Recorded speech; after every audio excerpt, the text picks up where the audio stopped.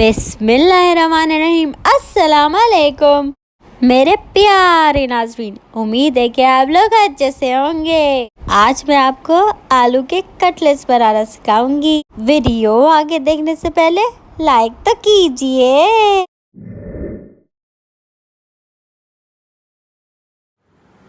आलू के कटलेट्स बनाने के लिए आलू यूज़ होंगे, उसको अच्छे से मैश करेंगे। यहाँ मैंने 4 छोटे वाले आलू लिए हैं और उसको उबाल के छिलका उतार के एक बाउल में रख दिया है।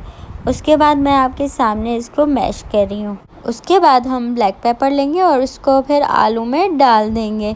फिर हम कुटी मिर्च लेंगे और उसको भी डाल देंगे 1 टीस्पून। उसके बाद हम ज़ीरा पाउडर लेंगे, वो भी 1 टीस्पून आलूओं में डाल देंगे अच्छे से। उसके बाद हम स्पैगेटीज़ लेंगे, ये हमने पहले से बॉईल किए हुए थे और इसको हम अच्छे से ना आलूओं में डालेंगे और उसको मिक्स करेंगे। अब हम ये देखेंगे कि हमारे आलूओं में कितने स्पैगेटीज़ जो है ना एडजस्ट होते हैं। उसके बाद हम सॉल्ट ऐड करेंगे। सॉल्ट ऐड करने के बाद हम कॉर्नफ्लोर लेंगे और कॉर्नफ्लोर को भी हम ऐड कर देंगे। फिर आलूओं को अच्छे से मिक्स कर देंगे। उसके बाद हम कटलेट्स को रोल की शेप दे देंगे इस तरीके से। आप चाहे तो दूसरी शेप भी दे सकते हैं, लेकिन ये वाली शेप बेस्ट होती है। हम पैन में ऑयल लेंगे और उसमें हम थोड़ा सा सॉल्ट डाल देंगे। सॉल्ट डालने से ये होता है कि आपके कभी भी कबाब चिपकते नहीं हैं।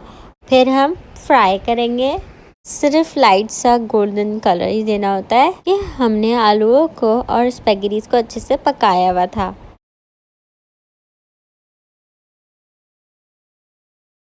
जी नाज़रीन, हमारे मज़ेदार से आलू के कटलेट्स तैयार हो गए हैं विद स्पैगेटी।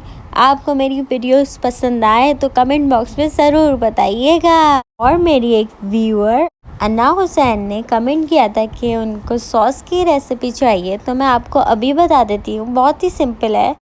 सबसे पहले आप 1 कप मायोनीज़ लेंगी। उसके बाद आप half cup sweet chilli sauce या चिली गार्लिक सॉस यूज़ करेंगी। इनमें से कोई एक सॉस यूज़ करिएगा। उसके बाद आप केचप लेंगी और वो 3/4 कप यूज़ करेंगी और बहुत अच्छे से आप इसको मिक्स करेंगी तो आपके मज़ेदार सा सॉस तैयार हो जाएगा। ये वीडियो में कमेंट करने का शुक्रिया। और अगर आपको मेरी वीडियोस पसंद आ रही हो तो कमेंट बॉक्स में ज़रूर बताइएगा। इसी के साथ दुआओं में याद रखिएगा। अपना बहुत ख्याल रखिएगा। खुदा हाफ़िज़।